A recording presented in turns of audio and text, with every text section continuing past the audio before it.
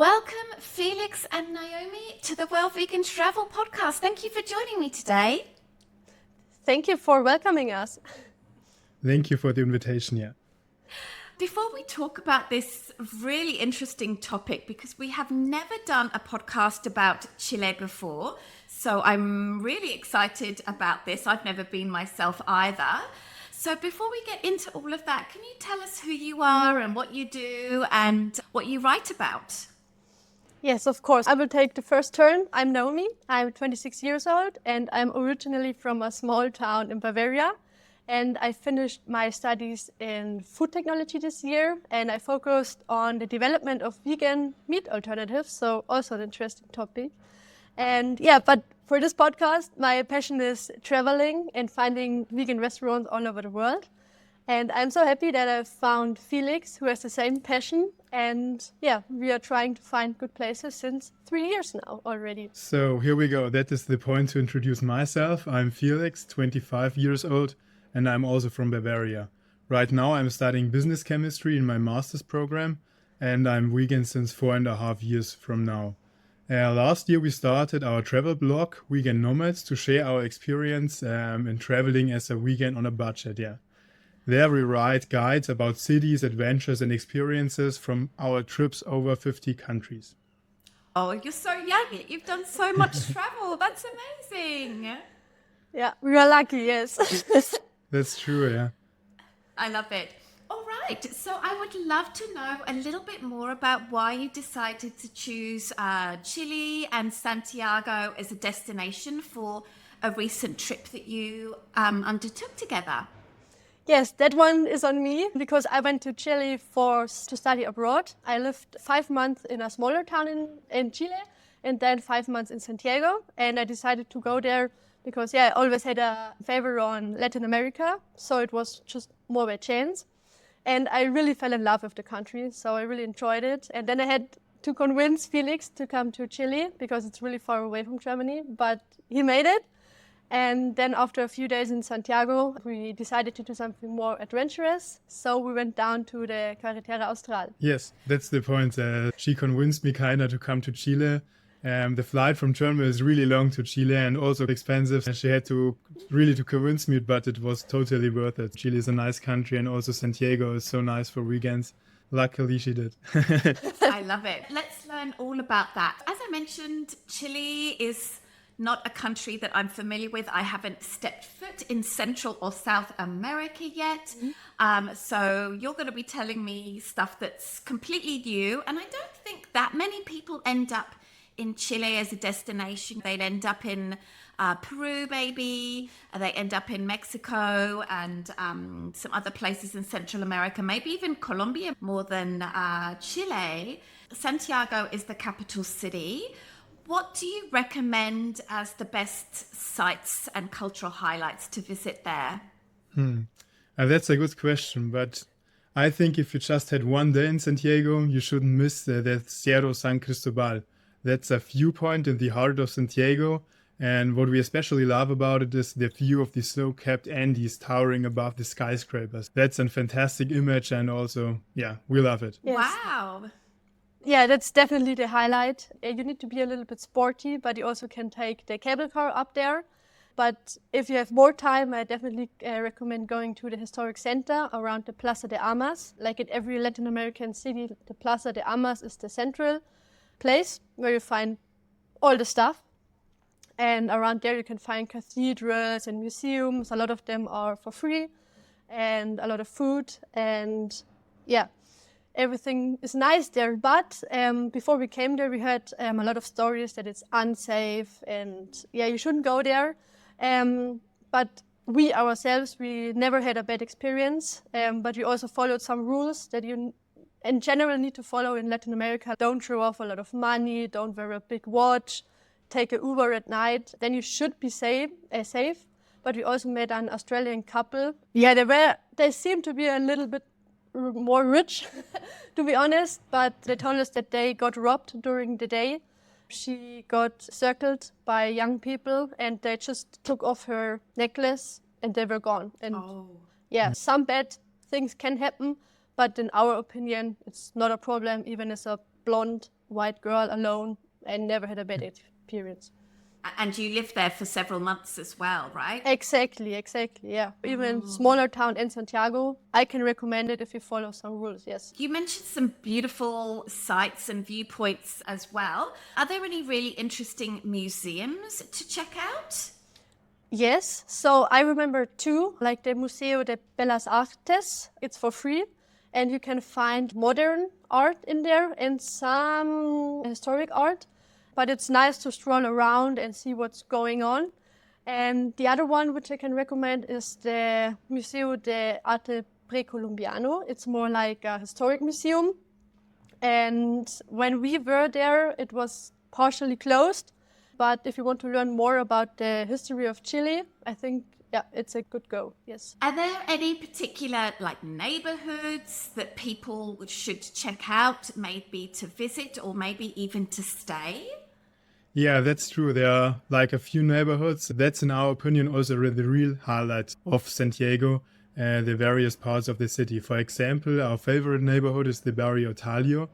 This is a melting point of nations. For example, there's a fantastic vegan sushi place, and that's really incredible. And please don't hate us, but the sushi was even better than in Japan, I think. Oh, yes. Yes, I remember it. I think it was called Kambu Sushi.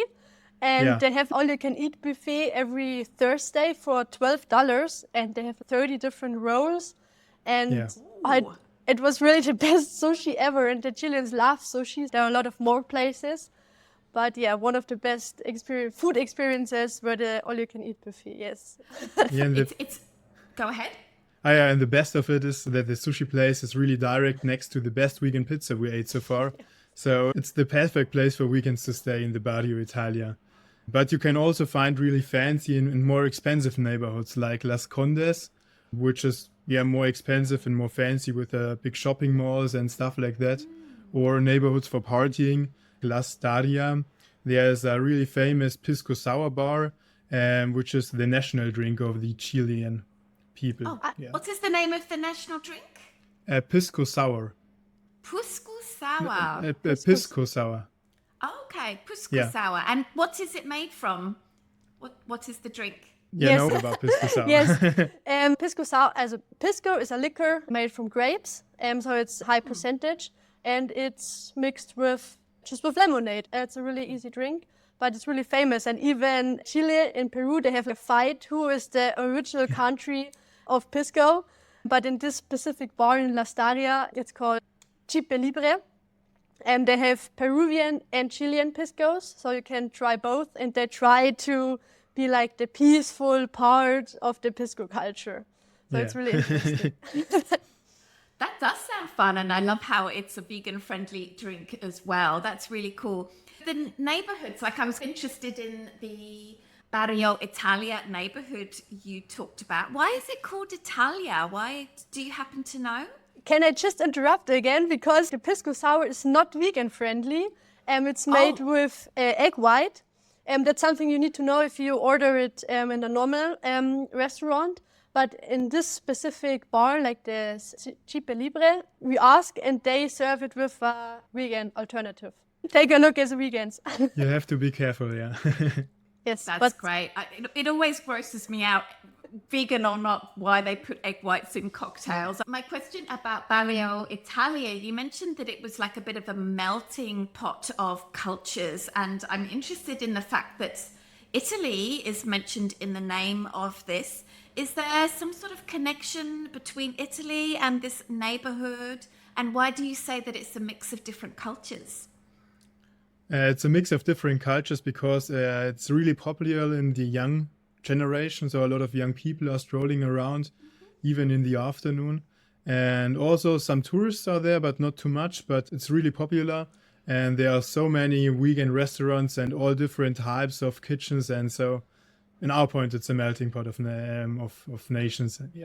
Yes, and you can, for me, the Italian part is like you have like smaller houses, just one floor, and it's like colorful houses, and the rest of Santiago is more like higher buildings. And in the streets with trees, you feel like, you feel a little bit like in Italy, but of course with the high Andes in the background. But it's amazing combination. That's so incredible. Yeah, I didn't realize that Santiago was so close to the mountains. I had no idea about that. And of Yes. course, we're going to be talking about your amazing trip through the mountains as well. But I had a couple of other questions about Santiago generally. Is it an expensive city to spend time? You like to travel on a budget, so I'm wondering how budget for you guys. It's okay. It's not really cheap, but it's not expensive either. So you get a weekend meal for $8 to $12. So it's quite fair, I think. But there are for sure cheaper places in the world, like Southeast Asia, especially here. Yes. But like the metro is like 70 cents wherever you go, and you can get a private room with shared bathroom for $20 a night. So I think for a big city, it's pretty good. Yeah. Yes. And you touched on a question that I had about public transit. You mentioned that it's better to get a taxi or an Uber at nighttime. How is it to get around? Is there a lot of traffic if you're going by Uber at nighttime? You mentioned a metro, which is awesome, but how is public transportation? As I live there, I use the public transportation a lot, and I'm really surprised about the good metro in Santiago. It's also voted for the best metro in whole America, so even it's better than the metro in the US. So it's light, it's big, it's modern, it's really punctual, so it's really good. And for me, it's even better than in New York, for example. And you have buses, so they are not so good, but they are frequently at least. And yeah, so at night you should take an Uber, but during the day you can easily go everywhere by metro or by bus. Wow. And what is the climate like of Santiago? It's compared to Europe, maybe Munich also. Like in the winter, it gets cold. It doesn't snow normally, but it gets cold to 0 degrees Celsius. And yeah, in summertime, it gets really hot to 30, 35 degrees Celsius. Yeah, it's a nice climate, I think, because you have the change, and yeah, that's nice. Yeah, and something you also need to consider, because it's south of the equator. In December you have summer, and in August you have winter. It's obvious, but it's also important to mention. Yeah, of course. Yes. And what is the elevation? You mentioned that the high Andes are behind it. Does that mean that it is also high, or it's closer to sea level? That's a good question. I think it's closer to sea level. I think it's 100 to 200 meters, but I think in 2 hours by car, you are in the mountains at 3,000 meters. So wow, it's really steep. I know that the markets of South America are something not to be missed, whether they're like food focused or otherwise. Can you share some interesting markets that people would like to bookmark? Yes, it's again my turn, because close to my apartment there was it's not a famous market, but I think on the weekend you can find a market like this in every street. It was like a farmer's market with a lot of fruits and vegetables, and it's so cheap there. Like Santiago is in the middle of the agricultural area, so you get like a kilo of strawberries for $1 or $2, so really cheap. And the best season for that is in November, where you get all the fruits and all the berries. So I think everybody can find a market like this, but you also have the Mercado Central. It's close to the Plaza de Armas, and that's the big market where you can find also fish and meat, of course, but also a lot of vegetables and fruits. Yeah. Amazing. Okay. You've spent quite a bit of time there, Naomi, and Felix, you've spent a short amount of time, but you spent some time there, I'm sure. With your love of vegan food, you found some amazing restaurants. I'd love to hear about some of them, particularly ones that maybe have veganized versions of the Chilean cuisine. Yes. Felix, maybe that's your turn. What do you remember? What do I remember? For example, I remember the Sapiens. The Sapiens is directly in the Barrio Italia. It's like the vegan restaurant in Santiago, I think. It has a nice mixture of classical vegan stuff, like pizza and burgers and bowls, but not too typical Chilean, I think. Then there was a typical Chilean place, but I think they closed it, Yeah, but also maybe you remember the Kigo Vegan with the completo and pie de limon. Ah, yeah, that was also amazing. Yeah. A completo is it's a national food from Chile. But it's on hot dog. So it's like a sausage in a bread with toppings like avocado and mayonnaise and ketchup. And this place has it veganized. So it's nice to try it and to taste. And then you also, in this place, the Kigo Vegan, you can find pie de limon, which is the typical dessert. It's like a lemon cake, also really tasty. And they have lunch menus, and as Felix said, the famous completo, which you need to try if you go to Chile. Everybody loves it. I don't know why, but yeah, it's important. Sounds amazing. And then that leads me to my next question. What are some Chilean dishes that are accidentally vegan? Are there any at all? I know South America generally eats a lot of meat, so I'm wondering whether there are some dishes that you could maybe order in any restaurant that could be made vegan, like a fried rice without eggs is something that I would always order if I was in Vietnam, for example. Yeah, maybe there are papas frittatas. These are loaded French fries. You can veganize that if you don't order the meat or the cheese. That would work, I think. Then just top with onions and avocado and tomatoes and stuff like that. And then it gets difficult, I think. What I remember, to be honest. Yes, that's true. Everything is with meat. Like they have, what do you remember? Like the completo, of course. Yeah, you can find churros. I think it's not Chilean at all, but there are, generally you can find them in Latin America, and without the chocolate sauce, they're normally vegan, at least. But besides from that, difficult. It's difficult, yeah. Santiago has a really huge vegan scene, and that's also really easy to be a vegan in Santiago. But typical Chilean restaurants don't have too much vegan options, and especially not typical Chilean vegan options. Yeah. I see. And I'm guessing once you get out into the countryside, things get even more difficult. So before we do that, something I'm curious about is whether it's easy to stock up on like vegan products, like vegan milks and maybe picnic things, stuff like that, maybe at the supermarket. Of course, you've mentioned that there is an abundance of fruits and vegetables, which is awesome. But sometimes, like some vegan deli meats or cheeses, things like that, they can make packed lunches a lot easier. So is there anything like that available at all? And where can you recommend people go to buy those things? That's Naomi's part, because she's worked at a Chilean big vegan company. So here you go, Naomi. Oh, that's interesting. Go ahead, Naomi. Exactly. As I already mentioned, I did my master thesis in Santiago, and I did it at a vegan startup company, which is called Notco. And they, yes, maybe you heard about it. They have products in the US, and they're originally from Chile. And I had my own project there to develop something new. But if you're looking for milk or cheese or schnitzel or something like this, Notco is the thing to go. You can find it even in the small places, small restaurants. You can find it in the big chains like Burger King or Subway. It's everywhere. And it's really famous. So just look for Notco, and I think they have best cheese. It's really nice. It's melting. You can make mac and cheese. Something interesting about it is that they use AI technology to develop the product. So they have some really specific ingredients, like you can find cabbage or pineapple in the milk, which is mind-blowing in my opinion, because the AI thinks out of the box. So it uses molecular things from unknown fruits and vegetables. Really interesting company, really good products. And if you have the chance, try it in Chile or the US or Canada even. I definitely want to continue our conversation, but I'd love to know about the product that you worked on. What is that, and how is it going? Curious minds want to know.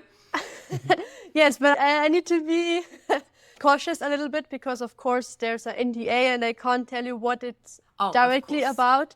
But it was really interesting because it's a Spanish-speaking company, and they're working a lot with bigger companies from the US as well. I was there to find a new meat alternative, and I used some specific method, but I think that goes too far. So I'm sorry that I can't tell you more, but it was an interesting experience. I understand. Wow, that's really cool. I'm so excited that you did that. I'd love to move on to the second half of our conversation, which is, I'm guessing, a road trip that you did throughout Chile. And I did a little bit of Googling because I had no idea about this route. The Carretera Austral, is how you say it? Yes. Yeah. What is it? Yes, Felix, now it's your turn. You were the Now driver, it's my you turn know again, everything. yeah, finally. As Naomi already mentioned, she did her semester abroad in Chile, and so I wanted to visit her in December, which is also the perfect month to visit in generally Chile, because it's in the southern hemisphere. And it's also the perfect time for the Carretera Austral. The Carretera Austral is a long road down in North Patagonia, and it reaches from Puerto Montt down to Villa O'Higgins. So it's around about 1,500 to 2,000 kilometers long, I think. It's a lot of nature, a lot of very rural areas. We loved it, really. Okay.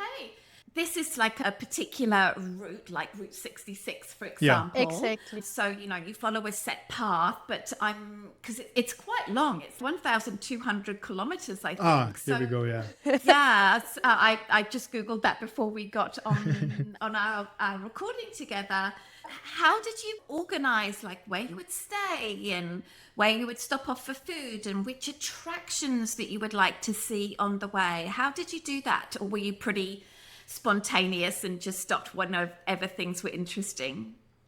I think we were spontaneous. So we rented, first of all, we drove by a night bus from Santiago down to Puerto Montt. And there we rented a car. We rented it via rentalcars.com. This is way cheaper than other sites, especially down there.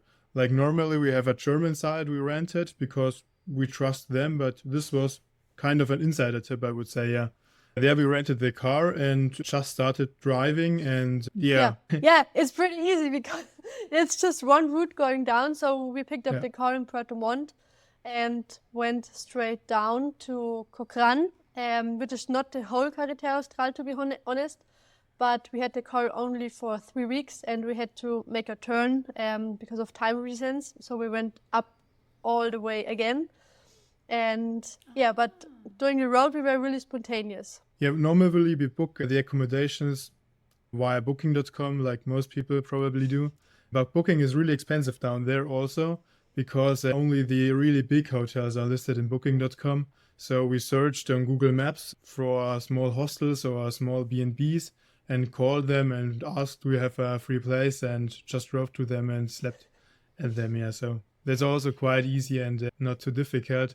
And the big advantage is that it's not really developed down there. And so there are not too much tourists, and so it's quite easy to find sleeping spots here. So you would basically wake up in the morning and then book your spot for that evening?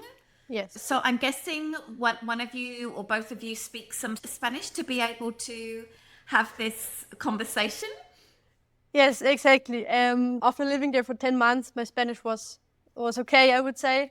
And it's kind of, in my opinion, it's kind of important to speak Spanish. It makes a lot of things easier because the Chilean people don't speak a good English. And especially in that rural places, it's easier. But the Chilean people are open-minded, friendly, and even without Spanish, you can make your way through it. Hey, that's good to know.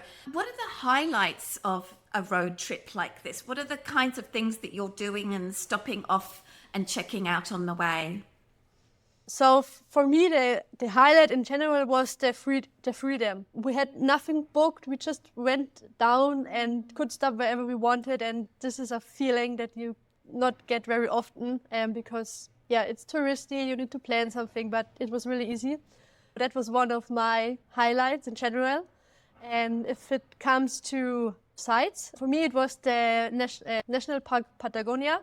So it's pretty south. And it was just amazing. We were driving on the gravel road and we had the Andes in the background and the Rio Baker was flowing by our side. It's so blue and it was just a nice landscape. And then we took a turn and then we saw a guanaco. So as explanation, a guanaco is a wild alpaca. And also important to know, I love alpacas. So she even did an alpaca hike where you go like with an alpaca through the mountains in Bavaria. So she really loves Exactly. alpacas. Yes. Yeah. I was looking forward to see some of them in the national park, and then we were outside of the national park and we just saw it standing there with the landscape in the background. And I was like, oh shit, stop, please, we need to take a photo. And I went out with the camera and I was just amazed of this scenery. I took so many photos and I was thinking like, oh wow, such a special moment seeing it, and I was happy. And then we drove into the national park and then there were like 50 small ones crossing the street. Yeah, just There were so they're standing many, yeah. around. Exactly, and it was nothing special anymore because there were so many wild guanacos. But I will never forget the first guanaco, which was like, oh wow, amazing. But yeah, if you want to spot wildlife and wild alpacas, National Park Patagonia is the right one. It's really perfect for spotting guanacos, and also the scenery in National Park Patagonia is amazing. And I think it's also the biggest national park in Patagonia itself. In general, in Patagonia, they have so many national parks, Yeah. so the Chileans care a lot about their nature. There are a lot of different ones, but they are close by. There's a lot of, wild nature and animals. Can you explain the scenery in Patagonia, or the scenery that you drove through? Like when I looked at the official website for the Carretera Austral, it looks like this. It's very mountainous and lots of waterfalls. Yeah, that's difficult to describe it because the nature is so diverse. Like first we drove through kind of jungle, and I thought it was a rainforest. Yeah, like Indiana Jones it looked, yeah. That's a good image, probably. Then we came to more mountainous regions with lots of glaciers on the left and right side, with also the hanging glacier. And afterwards it went like more alpine, and like National Park Patagonia is more big landscapes and big mountains and big fields. It's really diverse. It's hard to describe in a few words. Yes, you get everything. And even we went down one road, it was like Valle Exploradores, and you have glaciers on both sides, and at some point you don't even look at them anymore because there are so many glaciers so close by. Yeah. And yeah, you have volcanoes. We hiked up a volcano in the Parque Pumalin, and that was also really exhausting. But yeah, you get volcanoes, glaciers, jungle, everything.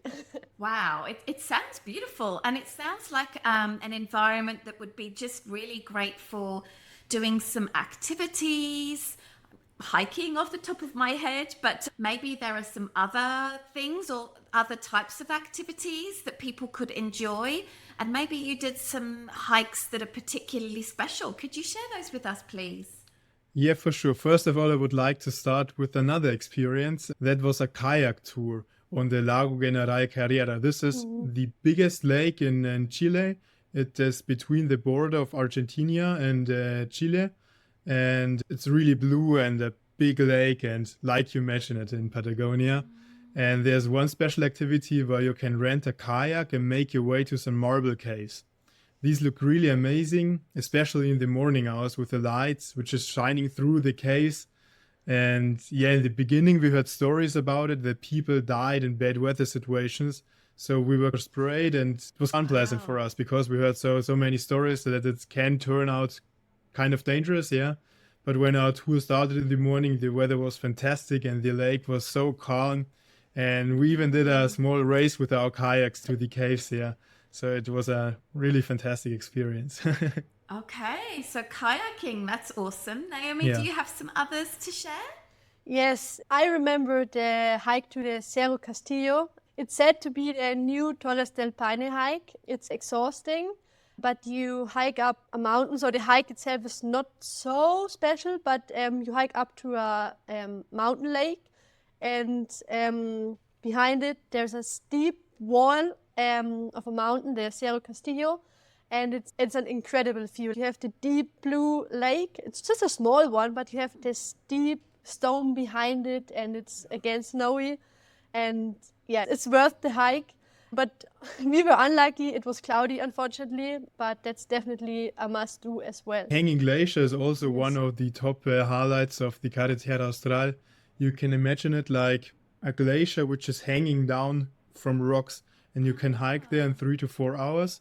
And if you are lucky, you can even hear the glacier, which is cracking. And then you see the big ice rocks falling down. So that's also very terrifying, but also amazing. Yeah. And how did you know that there were these hikes that you could do? I'm sure you must have done a little bit of research in advance and figured out the things that you wanted to do. Is there a particular website that you used or app to locate these places and activities? I think we just Googled it, like the highlights of Carretera Austral. I think really basic research, but you also find, so it's rural, so like small cities, but the touristy places and offices are kind of good. So you get a lot of information down there, and it's also very important to look the information up on the website of the national parks, because it changes due to weather or stuff like this. Yeah, that's also an important tip. Thank you. That's great. And I'd love to know if you have any fun stories to share about this road trip, because traveling isn't always smooth sailing. So I'm wondering if there were any issues that you had that maybe people could learn from. So nothing too bad at all. But the most challenging part for me especially was the driving on the road, because the roads are often really, shitty with lots of potholes. But one thing I remember especially was the road to the border of Argentina and Chile. So we picked up some trampas. We were 4 people in the car, and the streets got super narrow and with very sharp turns in combination with a steep drop off. It was really scary for all of us, but the views were so amazing on the Lago Serra, on the big lake, And in the end, we arrived all safely, so it turned out good. Okay, so the actual road itself can be a little bit hairy, a little bit scary. So you have to have a lot of confidence and be a good driver, I'm guessing. Yes. Yeah, it's advantageous if you rent a 4x4 car, so you can drive more safe and you don't have too much problems. But it works normally fine, Is it always 2 lanes? Sometimes it can be like 1 lane, and if you meet another car and then you have to back up, and that can be a little bit scary. Is there any of that kind of thing going on? Yeah, on the street to the border between Argentina and Chile, it was this, but normally the roads are quite big, but often just gravel roads with potholes and stuff like that. But this special road was difficult to drive. Right. Yeah. But it's also important to mention that there is not a lot of traffic, so you don't have big cars, you mostly just have tourists.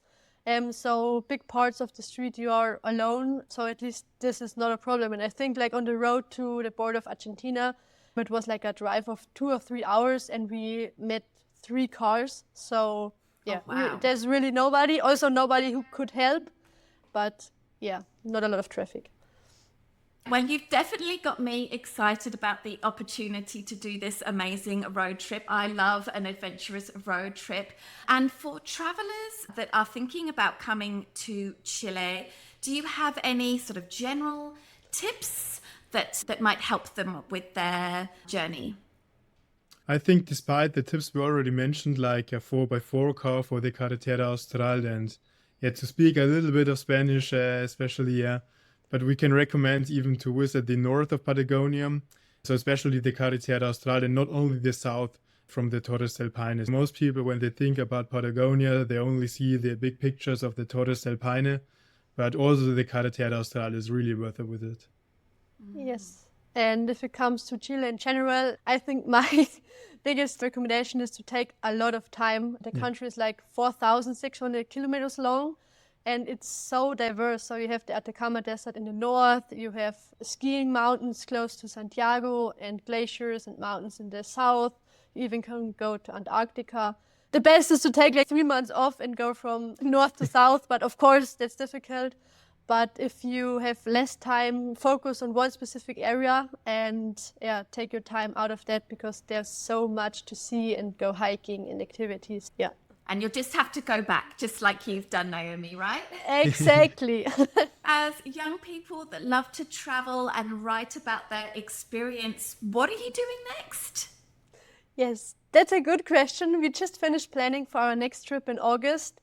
and we're going to Sri Lanka. And we have some fun activities planned. So we are going to a surf camp to learn kite surfing. Really looking forward to it, or Felix? For sure, for sure. And tomorrow we're going hiking in the German Alps. Yeah, that's also nice. Oh, So lovely. we're excited about everything. Yeah. Oh, it's southern Germany. There's just so much to see and do. I know a little bit about that, and of course, you know so much more. Summer in Europe is just absolutely amazing. That's true. All right. So I'm sure you're going to blog about and create some content around your Sri Lanka trip. So why don't you tell us again how people can get in touch with you and connect with what it is that you're doing? Yes. The easiest way to follow our journeys is on Instagram, on Weekend Nomads. And especially for the German listeners, we have a blog with a lot of guides, and you can find it on vegannomads.de. All right. Felix, Naomi, thank you so much for taking the time to put together all of this information and share it with the Well Vegan Travel Podcast listeners. I really appreciate it, and I wish you all the best for your upcoming trip to Sri Lanka. Maybe you can come back on the podcast later on to tell us all about it. I can't wait. Thank you so much. Thank you so Thank you much for the invitation. again. Yes, it was You're a welcome. pleasure.